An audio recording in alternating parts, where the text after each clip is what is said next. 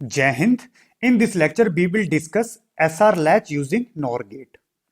Latch is a memory element. It is used to store one bit data, either 0 or 1. Latch has two outputs, Q and Q bar. Both should be complement to each other.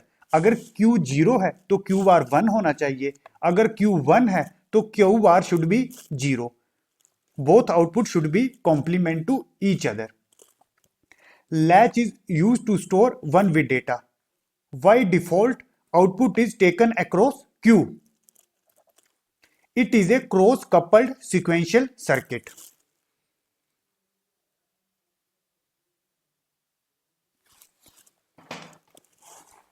SR latch using NOR gate.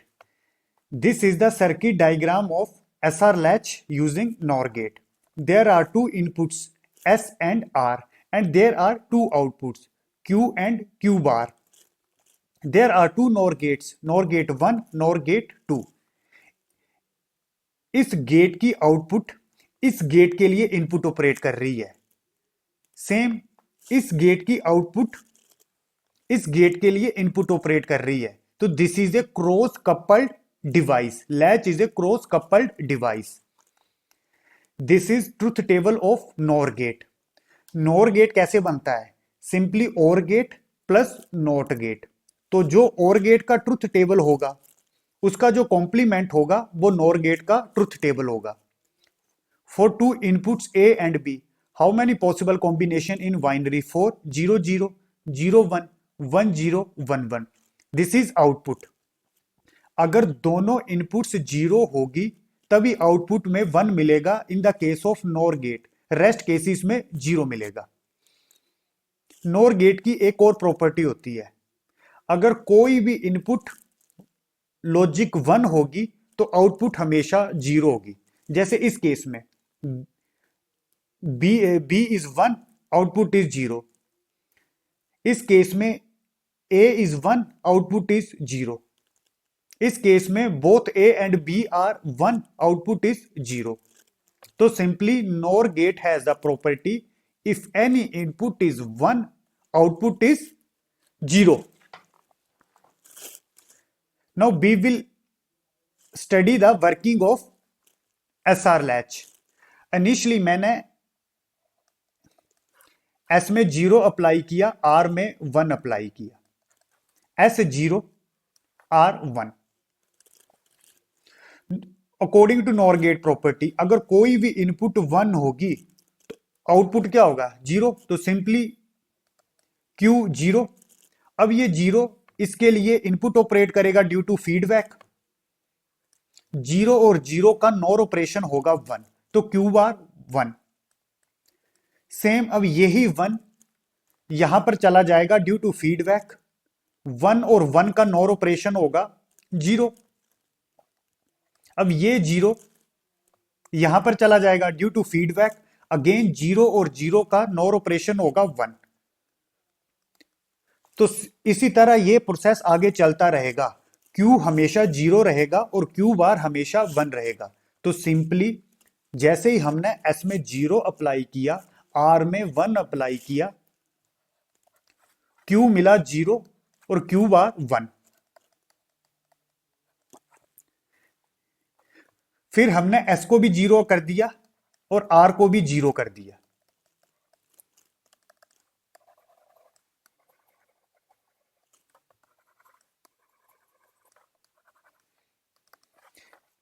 S को भी 0 कर दिया और R को भी 0 कर दिया. इस केस में क्या होगा? अब आउटपुट क्या होगा? अब ये जो आउटपुट है, इस आउटपुट को मैं बोलूंगा प्रीवियस आउटपुट. ये प्रीवियस आउटपुट किसके कारण थी? प्रीवियस इनपुट के कारण. जब S 0 अप्लाई किया, R 1 अप्लाई किया, आउटपुट क्या मिला? Q 0 Q बार 1, Q 0 Q बार 1. फिर हमने अगेन नया इनपुट कॉम्बिनेशन अप्लाई किया, S को 0 कर दिया, R को 0 कर दिया. अब आउटपुट क्या होगा? तो सिंपली इस नॉर गेट की आउटपुट क्या होगी? यहां पर 0 और ये जो 1 है, अगर मैं कैलकुलेशन यहां से शुरू करता हूं, यहां फीडबैक का ऑर्डर मैं Q बार से लेता हूं, तो 1 यहां पर आएगा. 0 1 का नॉर ऑपरेशन क्या होगा? अगर कोई भी इनपुट 1 होगी तो आउटपुट क्या होगा? 0. Again Q zero. अब यही जीरो यहां पर आ जाएगा ड्यू टू फीडबैक। जीरो और जीरो का नॉर ऑपरेशन क्या होगा, वन। तो अगेन क्यू बार क्या मिलेगा, वन। तो simply again Q zero Q bar one. इस केस में यहां पर जो प्रेजेंट आउटपुट जो मुझे मिला वो प्रीवियस आउटपुट के बराबर रहा। सिंपली जो प्रेजेंट आउटपुट था वो किसके बराबर रहा, प्रीवियस आउटपुट के बराबर। तो सिंपली प्रीवियस आउटपुट को स्टोर कर लिया है। तो एस जीरो और आर जीरो पे लैच सिंपली वर्क कर रही है as a memory element. Again I am repeating, मैंने एस जीरो अप्लाई किया, इनिशियली आर वन अप्लाई किया। उस केस में क्यू जीरो मिला, क्यू आर वन मिला। फिर हमने एस को भी जीरो कर दिया, आर को भी जीरो कर दिया। उस केस में फिर जो प्रेजेंट आउटपुट, फिर जो हमें आउटपुट मिला जिसको मैंने बोला प्रेजेंट आउटपुट, वो किसके बराबर रहा, प्रीवियस आउटपुट के बराबर। जो प्रीवियस आउटपुट में डेटा था वो ही डेटा स्टोर हो चुका है। तो simply present output previous output के बराबर। तो एस जीरो और आर जीरो पे लैच ऑपरेट करेगी एज ए मेमोरी। एस को वन अप्लाई किया, आर को जीरो। नॉर गेट की प्रॉपर्टी होती है अगर कोई भी इनपुट वन होगी तो आउटपुट हमेशा जीरो मिलेगा। तो क्यू बार जीरो। अब ये जीरो यहां पर चला जाएगा ड्यू टू फीडबैक। जीरो और जीरो का नॉर ऑपरेशन होता है सिंपली वन। अब आगे ये प्रोसेस चलता रहेगा, हमेशा क्यू वन रहेगा और क्यू बार जीरो। तो simply Q one Q bar zero. फिर हमने एस को भी जीरो कर दिया, आर को भी जीरो कर दिया।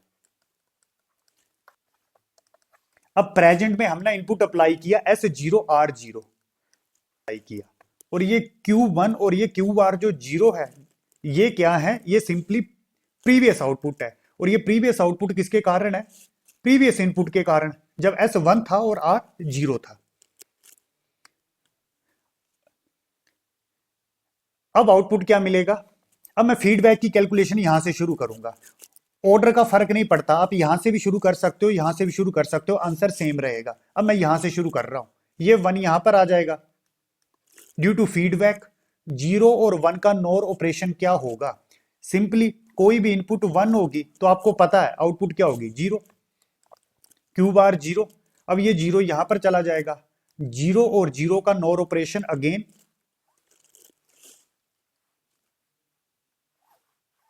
वन। अगेन क्यू मुझे मिला वन, और आगे प्रोसेस चलता रहेगा, क्यू वन रहेगा और क्यू बार जीरो। तो सेम अब क्या मिला, क्यू मिला one, Q bar zero. Again present output किसके बराबर हुआ, प्रीवियस आउटपुट के बराबर। तो सिंपली जो प्रीवियस आउटपुट थी वो स्टोर हो चुकी है। तो again for S zero and R zero latch operate कर रही है as a memory. Again I am repeating, S one apply किया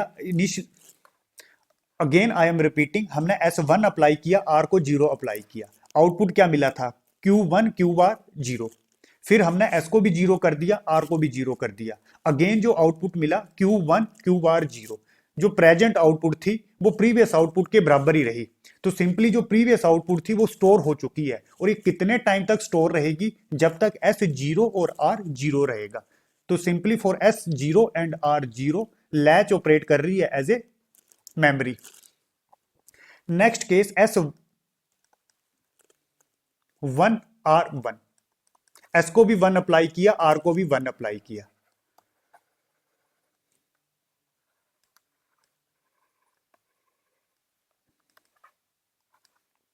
नॉर गेट की आपको प्रॉपर्टी पता है, अगर कोई भी इनपुट वन होगी तो आउटपुट हमेशा जीरो। सेम इस नॉर गेट की आउटपुट भी क्या होगी, एक भी इनपुट वन है तो आउटपुट जीरो। इस केस में क्या मिला, Q zero Q bar zero. ये हमारी बेसिक रिक्वायरमेंट को पूरा नहीं कर रहा है। हमारी बेसिक रिक्वायरमेंट क्या थी कि output should be complement to each other. अगर क्यू जीरो तो क्यू बार वन होना चाहिए, अगर क्यू वन तो क्यू बार जीरो होना चाहिए। Output should be complement. But इस केस में आउटपुट सेम आ रही है, तो इसको हम बोलेंगे अनयूज्ड इनपुट, ये इनपुट हमें नहीं चाहिए, या सिंपली हम बोलेंगे इनवैलिड आउटपुट।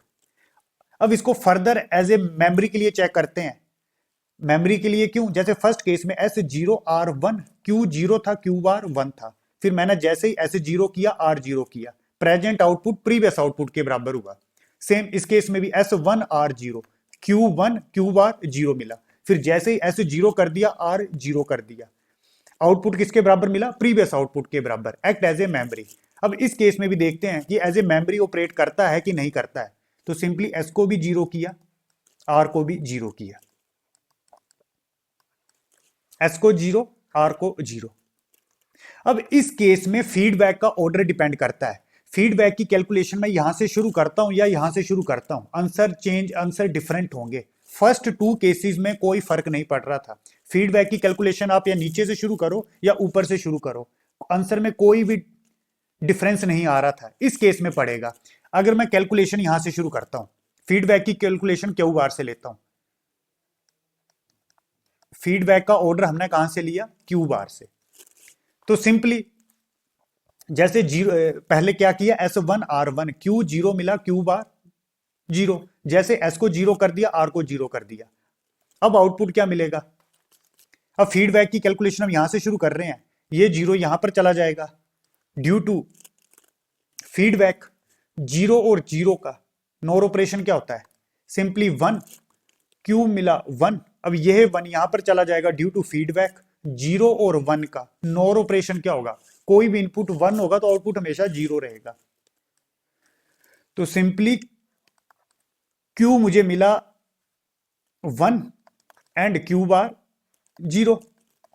यहां पर ये जो आउटपुट है प्रेजेंट आउटपुट, ये प्रीवियस आउटपुट के बराबर नहीं मिला, तो सिंपली एज ए मेमोरी भी ऑपरेट नहीं हो रहा है। सेम अगर फीडबैक की कैलकुलेशन में क्यू से शुरू करता, अगर मैं ऑर्डर क्यू से लेता तो उस केस में क्या होता,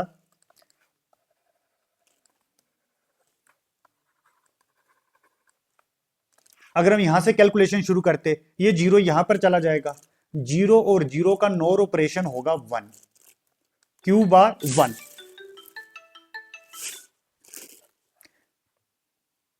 सेम यही 1 यहां पर चला जाएगा ड्यू टू फीडबैक, 0 और 1 का नोर ऑपरेशन क्या होगा, कोई भी इनपुट 1 होगी नोर गेट की, आउटपुट हमेशा 0 मिलेगा। तो सिंपली इस केस में S0R0 फीडबैक का ऑर्डर मैंने क्यू से लिया है, तो Q मुझे मिला 0 और Q बार मिला 1। अगेन ये मेमोरी ऑपरेट नहीं कर रहा है, प्रेजेंट आउटपुट प्रीवियस आउटपुट के बराबर नहीं है। और यहां पर आप देखोगे इंटरमीडिएट स्टेट्स मिल रही हैं। पहले Q जैसे मेमोरी के लिए चेक किया, Q1 Q बार 0, अगेन जैसे मैंने फीडबैक का ऑर्डर चेंज किया, अगेन Q0 Q बार 1, ये भी आपस में सेम नहीं है। तो इस केस में मैंने क्या बोला, इनडिटर्मिनेंट आउटपुट। हम आउटपुट बता ही नहीं सकते आउटपुट क्या होगा, वो 1 0 भी हो सकता है, 0 1 भी हो सकता है। इनिशियली मैंने S1 अप्लाई किया, R1 अप्लाई किया, Q0 मिला, Q बार 0 मिला। पहली हमारी रिक्वायरमेंट यही पूरी नहीं हो रही है, these output should be complement. आगे मैंने जैसे इसको मेमोरी के लिए चेक किया और फीडबैक का ऑर्डर मैंने Q बार लिया, तो उस केस में क्या मिला, Q1 Q बार 0। अगेन ये मेमोरी के लिए ऑपरेट भी नहीं हुआ, प्रेजेंट आउटपुट प्रीवियस आउटपुट के बराबर नहीं रहा। नेक्स्ट केस में मैंने फीडबैक स्टार्टिंग किया Q से, फीडबैक का ऑर्डर मैंने Q से लिया, तो उस केस में Q0 मिला, Q बार 1। तो सेम यहां पर इनडिटर्मिनेंट स्टेट्स मिलेंगी, हम बता ही नहीं सकते कि आउटपुट क्या होगी। तो इस केस को हम इस पूरे को बोलते हैं इनवैलिड या सिंपली इनडिटर्मिनेंट।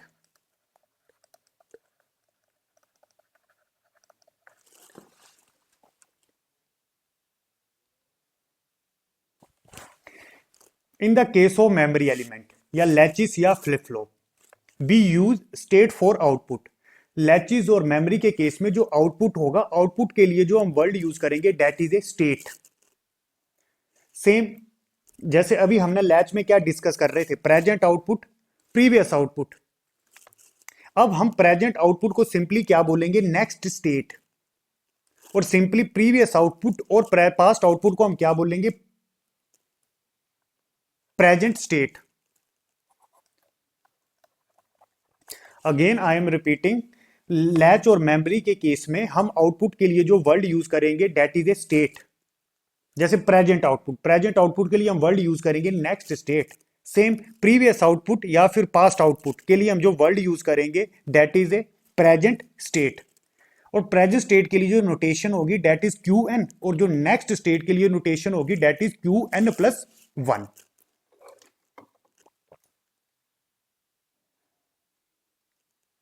इस केस में S zero R one, Q मिला जीरो, क्यू बार मिला वन, और जैसे एस जीरो किया आर जीरो किया, क्यू मिला जीरो, क्यू बार वन, मतलब नेक्स्ट स्टेट किसके बराबर हुआ, प्रेजेंट स्टेट के बराबर। अगेन इस केस में भी एस वन अप्लाई किया, आर जीरो अप्लाई किया, आउटपुट क्या मिला, Q one, Q bar zero. जैसे एस को जीरो कर दिया, आर को जीरो कर दिया, अगेन नेक्स्ट स्टेट किसके बराबर हुआ, प्रेजेंट स्टेट के बराबर। Now we will study the truth table of S. Now we will study the truth table for SR latch. SR output Qn plus 1 and Qn plus 1 complement. और ये Qn plus 1 क्या बता रहा है, simply next state. S को zero apply किया, R को zero apply किया, आपको ऑलरेडी पता है। जैसे S zero R zero, latch operate करती है एज ए मेमोरी में क्या होता है, आउटपुट किसके बराबर होता है, प्रीवियस आउटपुट के बराबर। आप देख सकते हो एस जीरो आर जीरो, यहां पर जो आउटपुट थी प्रीवियस आउटपुट के बराबर रहा। इस केस में भी आप देख सकते हो एस, जैसे ही एस जीरो अप्लाई किया, आर जीरो अप्लाई किया, आउटपुट प्रीवियस आउटपुट के बराबर है। या मैं सिंपली क्या बोल सकता हूं, नेक्स्ट स्टेट किसके बराबर होगी, प्रेजेंट स्टेट के बराबर। तो सिंपली नेक्स्ट स्टेट किसके बराबर होगी, प्रेजेंट स्टेट के बराबर। क्यू एन प्लस वन होगा क्यू एन के बराबर, और Q N plus one complement किसके बराबर होगा, Q N complement. Same S को जीरो अप्लाई किया, आर को वन अप्लाई किया,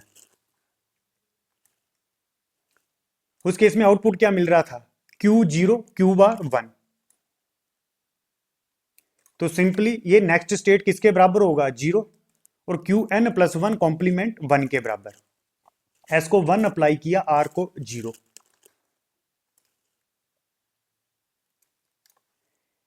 एस वन आर जीरो, उस केस में क्यू वन मिला, क्यू बार जीरो मिला।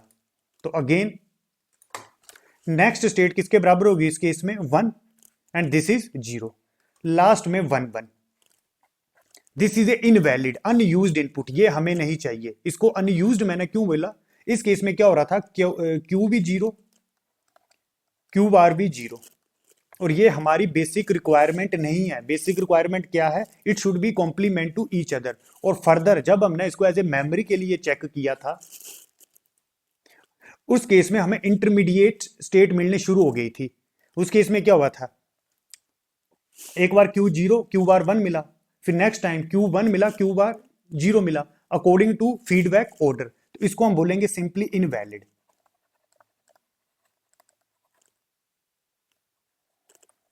ये दोनों सेम मिल रहे हैं, ये डिफरेंट होने चाहिए according to our circuit requirement. जैसे जीरो जीरो अप्लाई किया, नेक्स्ट स्टेट हुआ प्रेजेंट स्टेट के बराबर, इसको मैं बोलूंगा सिंपली होल्ड स्टेट या सिंपली मेमोरी। जैसे एस को जीरो अप्लाई किया, आर को वन अप्लाई किया, आउटपुट क्या मिल रहा है, जीरो। बाय डिफॉल्ट आउटपुट हम क्यू के अक्रॉस देखते हैं, बाय डिफॉल्ट जो आउटपुट होता है हम इस क्यू के अक्रॉस देखते हैं। तो सिंपली यहां पर आउटपुट क्या हो रहा है, जीरो, तो इसको मैं बोलूंगा सिंपली रीसेट। यहां पर आउटपुट जीरो हो गया है, इस केस में S one R zero, output क्या हो गया इस केस में वन, आउटपुट हाई हो गई, तो सिंपली सेट स्टेट।